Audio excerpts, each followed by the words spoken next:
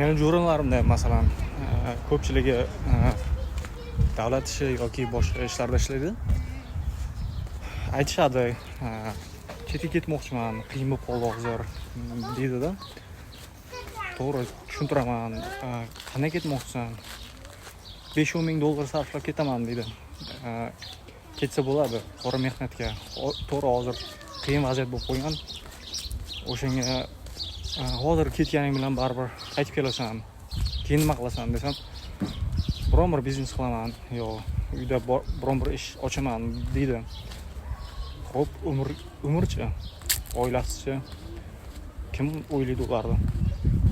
Hozir qiyin vaziyat bo'lgan vaqtda unaqa narsalar o'ylashga ko'pchilik ahamiyat ham bermaydi, lekin bu yo'llarni ko'rsatdim. Til o'rganishda, xo'p, o'rganaman dedi, lekin ko'pchilik qunt qilmaydi. Qanday o'rganish kerakligini aytdim. Lekin hozir yordam beraman, xudo xolasa. Yaxshi vaziyat bo'lib ketadi. Ozgina sabr qilish kerak.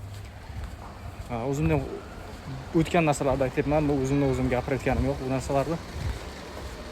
Sabr qilish kerak.